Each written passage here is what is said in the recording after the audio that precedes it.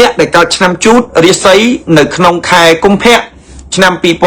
2026លេខសំណាងរបស់បងប្អូនគឺលេខ916ចំណែកពណ៌សំណាងរបស់បងប្អូនគឺពណ៌លឿងបាទអ្នកដែលកើតឆ្នាំជូតលេខសំណាងរបស់បងប្អូនគឺលេខ916ចំណែកពណ៌សំណាងរបស់បងប្អូនគឺពណ៌លឿងអ្នកដែលកើតឆ្នាំជូតរាសីប្រចាំខែកុម្ភៈគឺល្អជាងខែមករានៅក្នុងខែមករាអ្នកដែលកើតឆ្នាំជូតគឺជួបនៅរឿងជាច្រើនដែលធ្វើឲ្យយើងនឹងសឹងនឹងលើកទង់ជ័យស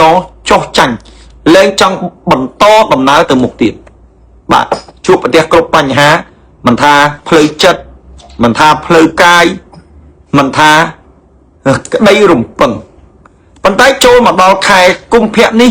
អ្វីទាំងឡាយដែលកើតឡើង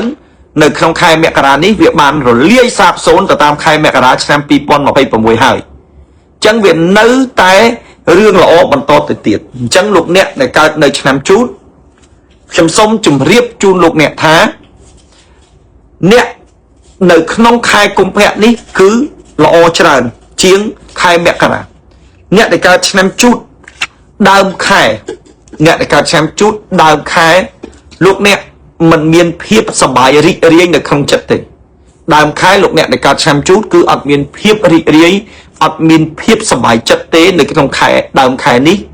ធ្វើឲ្យយើងគិតនៅរឿងជាច្រើនដែលពេលខ្លះមិនគួរគិតទេរឿងហ្នឹងប៉ុន្តែយើងនៅតែយកមកគិតណាដោយសារអីដោយសារតែអ្នកដែលនៅជុំវិញខ្លួនរបស់យើងហ្នឹងគឺមិនយល់ចិត្តយើងណាយើងគិតថាយើងនឹងធ្វើរឿងនឹងមួយឲ្យល្អស្រាប់ឲ្យធ្វើទៅគេមើលមិនឃើញអញ្ចឹងសេចក្តីលះបង់របស់យើងគឺវាស្មើសូន្យដូច្នេះវាអត់មានបាននៅអ្វីដែលជាការរំពឹងទុកធ្វើឲ្យយើងខកចិត្តទៅជាធ្វើឲ្យយើងចង់ឈួតណាបាទនេះជាងលេខគេថាអ្នកកើតឆ្នាំជូតដើមខែកុម្ភៈវាចិត្តឈួតណាបាទចិត្តឈួតបាទថាមិនសប្បាយមិនរីករាយនៅក្នុងចិត្តណាបងប្អូនអញ្ចឹងវាចិត្តឈួតក៏ចិត្តឈួតទៅយើងក៏ទាញនៅអារម្មណ៍ទាញនៅប្រាជ្ញាទាញនៅស្មារតីរបស់យើងឲ្យត្រឡប់មកវិញហើយអ្នកដែលកើតឆ្នាំជូតដដែលបងប្អូនកូនក្មួយណាថ្មីត្បិតតែដើមខែយើងមិនសូវរីករាយយើងមិនសូវសប្បាយចិត្តប៉ុន្តែចាប់ពីថ្ងៃទី7ដល់ថ្ងៃទី10បាទចន្លោះពីថ្ងៃទី7ដល់ថ្ងៃទី10អ្នកដែលកើតឆ្នាំជូតហ្នឹងគឺមានលៀបចូលបាទពីថ្ងៃទី7ដល់ថ្ងៃទី10ហ្នឹងអ្នកដែលកើតឆ្នាំជូតគឺមានលៀបចូលហើយបងប្អូនបានសួរខ្ញុំទៀតថាតើលៀបដែលបងប្អូនទទួលបានដោយលោកគ្រូបានទូទាយពីថ្ងៃទី7ទី10ជាលៀបអ្វីគឺខ្ញុំគ្រូមហាជុំខ្ញុំក៏អត់ដឹងថាជាលៀបអីដែរប៉ុន្តែគ្រាន់តែជើងលេខគេបាន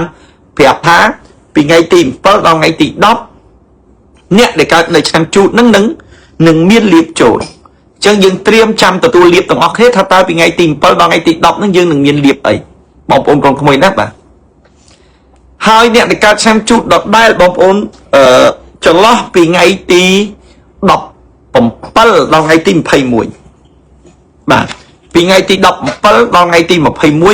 បងប្អូនត្រូវអត់ធ្មត់បងប្អូនត្រូវខំមាត់សង្កត់ចិត្តបើមិនដូច្នោះទេបងប្អូននឹងផ្ទុះរឿងធំមួយជាការកើតឡើងអំពីរឿងទូចទេបាទចន្លោះពីថ្ងៃ17ដល់ថ្ងៃទី21ហ្នឹងគឺរឿងទូចទេបងប្អូនកូនក្មួយណាបាទរឿងទូចទេប៉ុន្តែវាអាចคล้ายទៅជារឿងធំបើសិនជាយើងនឹងខ្វះការអត់ធ្មត់អញ្ចឹងយើងក្នុងតម្លៃណាក្នុងកលៈទេសៈណាពីថ្ងៃ17ដល់ថ្ងៃទី21នេះបងប្អូនកូនក្មួយត្រូវតែអត់ធ្មត់ឲ្យបានមែនតើណាបងប្អូនណាបាទពីថ្ងៃ17ដល់ថ្ងៃទី21អត់ធ្មត់បើមិនអត់ធ្មត់ទេរឿងតូចទៅជារឿងធំឆ្លោះគ្នាឈានទៅដល់ការខាតបង់ជាអណ័យបាទហើយបើមិនអត់ធ្មត់ទេអត់បានទេព្រោះឆ្នាំនេះជាឆ្នាំមួយដែលមានហានិភ័យសម្រាប់យើងបាទឆ្នាំនេះគឺជាជូតឆុង 100% អញ្ចឹងតែមិនប្រយ័ត្នប្រយែងទេគឺអាចមានបញ្ហាឈានទៅដល់ការស្ដាយក្រោយអស់មួយជីវិតអញ្ចឹងម្នាក់សិតតែចេះគិតណាមែនណាបាទអញ្ចឹងពិចារណាឲ្យគ្រប់ជ្រុងជ្រោយកុំឲ្យខឹងខុសខឹងខាតអ្នកដែលកើតឆ្នាំជូតដដែលបងប្អូនកូនក្មួយណាបាទចន្លោះពីថ្ងៃទី23ដល់ថ្ងៃទី25 ប្រយ័ត្នសុខភាពឲ្យមែនតើបាទពីថ្ងៃទី23ដល់ថ្ងៃទី25អ្នកដែលកើតឆ្នាំជូតត្រូវប្រយ័ត្នសុខភាពបើមិនប្រយ័ត្នសុខភាពទេអាចនឹងមានជំងឺឈឺកើតឡើងឈឺហ្នឹងគឺវាមិនមែនឈឺគ្រុនចាញ់គ្រុនញាក់គ្រុនញ័រទេវាអាចជំងឺផ្លូវចិត្តធ្វើឲ្យយើងមួម៉ៅក្តៅក្រហាយគិតច្រើនគេហៅ depression ណាបាទអញ្ចឹងប្រយ័ត្នមែនតើគិតឲ្យសុបាយឲ្យរីករាយណាប្រយ័ត្នកើតឲ្យជំងឺស្អី depression ហ្នឹងហើយបើកើត depression ហ្នឹងទៅពេទ្យរុស្ស៊ីគេមានថ្នាំលេបអញ្ចឹងប្រយ័ត្នណាប្រយ័ត្នជំងឺ stress បាទ stress ធ្វើឲ្យយើងវាបាក់តែឃើញអ្នកកើតជំងឺ stress ហើយកើត depression ប្រយ័ត្នជំងឺផ្លូវចិត្តណាថ្ងៃទី23ដល់ថ្ងៃ25ទុកឲ្យជាប់បាទបើតាមពេទ្យគេថាយើង depression ហើយបើតាមផ្លូវក្នុងអ្នកដែលគេរៀនផ្នែកតារាសាស្ត្របាទរឿងរាសីគេថាយើងវារាសីធ្លាក់ខ្លាំង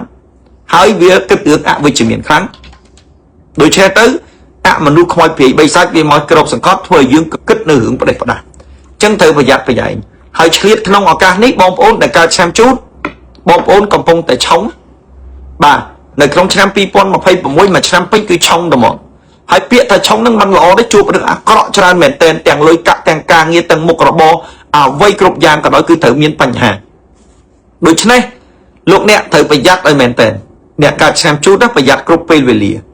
ប៉ុន្តែបើសិនជាប្រយ័ត្នហើយនៅតែជួបអានឹងក៏មិនដឹងធ្វើម៉េចទេព្រោះយើងវាឆុង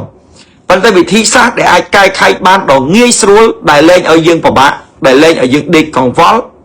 គឺយើងត្រូវកាត់ឆុងចេញអ្នកកើតឆ្នាំជូតអ្នកដែលមិនទាន់កាត់ឆុងចេញគឺប្រញាប់កាត់ឆុងចេញគ្រោះនៅក្នុងលៀបគ្រោះនៅក្នុងលៀបហ្នឹងបានន័យថាយើងមានគ្រោះដោយសារយើងឆុងប៉ុន្តែបើយើងបានកាត់ឆុងចេញត្រឹមត្រូវយើងលែងឆុងហើយយើងនឹងផ្ទុះលៀបមកវិញទៀតប៉ុន្តែលែងឆុងផ្ទុះលៀបហ្នឹងដរាបណាយើងនឹងកាត់ឆុងបានត្រឹមត្រូវលោកគ្រូខ្ញុំបានកាត់ហើយកាត់នៅណាអត់ដឹងទេប៉ុន្តែសម្គាល់មើលខ្លួនឯងបើកាត់ទៅវាត្រូវកាត់ទៅវាហេងកាត់ទៅវាលៀបជ័យចូលមកហើយប៉ុន្តែបើកាត់ទៅមិនត្រូវអានឹងវានៅតែអាក្រក់នៅតែលំបាកដដែលអញ្ចឹងមកកាត់ជាមួយនឹងលោកគ្រូមហាជុំនឹងទទួលបានលៀបនឹងទទួលបានជ័យនឹងទទួលបានភាពរីកចម្រើនអញ្ចឹងចង់ដឹងការកាត់ឆុងរបៀបម៉េចអានឹងអាចតំណាក់តំណងចូលក្នុងเพจសួរនាំយើងបានអញ្ចឹងការកាត់ឆុងនេះគឺគេមានរបៀបមានຂ្នាតរបស់គេណាអញ្ចឹងបងប្អូនអាចរៀបចំកាត់ឆុងទៅកុំនៅយូរបាទកុំឲ្យពេលវេលាវាចិត្តតែអូសបន្លាយទៅកាត់ឲ្យបានមុនចូលឆ្នាំចិនទៅវាហេងខ្លាំងកាក់កោខ្លាំងបងប្អូនកុំក្មួយទាំងអស់គ្នាអ្នកដែលកើតឆ្នាំជូតខមមិនលេខសំណាងលេខ916ចំណែកពណ៌សំណាងពណ៌លឿងបាទហើយអ្នកដែលកើតឆ្នាំជូតចុងខែអ្នកដែលកើតឆ្នាំជូតចុងខែគឺមានលៀបចូលបាទចុងខែ2ហ្នឹងអ្នកដែលកើតឆ្នាំជូតហ្នឹងគឺមានលៀបចូលហើយលៀបហ្នឹងតាមរយៈការលក់របស់ដាច់បាទអ្នកដែលកើតឆ្នាំជូតចុងខែគឺមានលៀបចូលតាមរយៈការលក់របស់ដាច់អញ្ចឹងបងប្អូនកូនក្មួយអាចសប្បាយចិត្តរីករាយហើយចាំមើលទាំងអស់គ្នាថាតើនៅចុងខែហ្នឹងយើងមានលៀបអ្វីហើយយើងលក់អីដាច់បាទដោយសារជើងនេះគេប្រាប់ថាអ្នកដែលកើតឆ្នាំជូតហ្នឹងគឺនឹងលក់របស់ដាច់ហើយបាទអញ្ចឹងបងប្អូនកូនក្មួយទាំងអស់គ្នាចាំស្ដាប់ចាំឃើញទាំងអស់គ្នាមើលតើយើងនឹងមានលៀបអីចូលបងប្អូនណាបាទបងប្អូនកូនក្មួយទាំងអស់ជាទីគោរពណានៅក្នុងចូលឆ្នាំចិននេះបងប្អូនកូនក្មួយចង់ឲ្យមានលៀបចង់ឲ្យមានសំណាងចង់ឲ្យហេងចង់ឲ្យកាក់កបបងប្អូនជាវនៅដើមលុយពីលោកគ្រូមហាជុំយកទៅដាក់តាំងនៅក្នុងផ្ទះបាទនេះគឺជាដើមលុយនេះកាលណាយើងយកទៅដាក់នៅក្នុងផ្ទះនឹងជួយឲ្យយើងមានលៀបមានសំណាងហើយមានលុយហូរចូលបាទដើមនេះគេហៅដើមមាសផ្លែមកចេញលុយបាទដើមនឹងមាសមកឃើញទេដើមវាដុះចេញពីមាសបាទហើយវាផ្លែមកចេញសិតតែមាសអញ្ចឹងបងប្អូននិយមដាក់តាំងដើមគៀសិលនៅក្នុងផ្ទះប៉ុន្តែបើបងប្អូនមានដើមលុយដើមមាសនេះយកដាក់នៅក្នុងផ្ទះនឹងស្រូបលៀបនឹងចម្រើនជោគជ័យនឹងលុយហូរចូលគ្រប់រាត្រីគ្រប់រដូវបាទអញ្ចឹងដើមមាសគ្រប់រដូវនេះគឺដុះចេញពីមាសនេះមាសបងប្អូនអញ្ចឹងវាដុះចេញពីមាស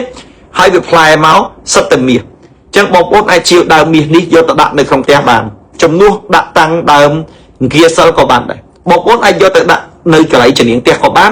ឬមួយក៏ដាក់លើតុខ្សែនក៏បានដើម្បីទទួលអំណរឆ្នាំថ្មីហេងកាក់កបអញ្ចឹងបងប្អូនអាចជាវនៅដើមលុយនេះយកទៅដាក់នៅក្នុងផ្ទះបានណាបាទហេងកាក់កបធ្វើឲ្យយើងហេងបងប្អូនចង់បានអាចជាវបានលោកគ្រូមាន10ដើមខ្ញុំមានតែ10ដើមទេបងប្អូនអាចជាវបានណាប្រញាប់ជាវបន្តិចបងប្អូនព្រោះយើងអត់មានទេបាទហើយបងប្អូនកូនក្មួយទាំងអស់គ្នាអ្នកដែលកើតឆ្នាំជូតសូមខមមិនលេខ916ណា បងប្អូនចង់ជាវដើមលុយនេះអាចជាវបានហេងកាក់កោបរីចម្រើនបងប្អូននេះគឺជាខ្សែដៃ2សៀវខ្សែដៃ2សៀវ5ធាតុនេះបាទ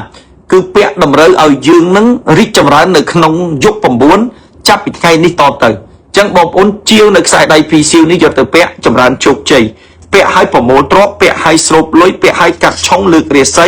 ពាក់ឲ្យនាំលៀបសំណាងបាទដោយសារខ្ញុំដាក់នៅពណ៌ស្វាយនេះគឺជាតំណាងឥទ្ធិពលនៃយុគ9បាទយកទៅពាក់ទៅត្អូងធម្មជាតិនេះបងប្អូនណាបាទហើយនេះខ្ញុំថែមនៅកថាយន្តលោហៈនេះចំនួន2ដើម្បីដាក់នៅក្នុងទូរស័ព្ទធ្វើឲ្យបងប្អូននាំលៀបនាំជ័យនាំហេងកាក់កបអញ្ចឹងបងប្អូនជាវនៅខ្សែដៃនេះបន្ថែមទៀតនឹងហេងខ្លាំងបងប្អូនណាបាទចង់បានអាចឆាតចូលเพจជាវណាឬមួយក៏ទំនាក់ទំនងតាម Telegram លេខ070គុត29 29 38 070គុត29 29 38 099 40គុត8637បាទ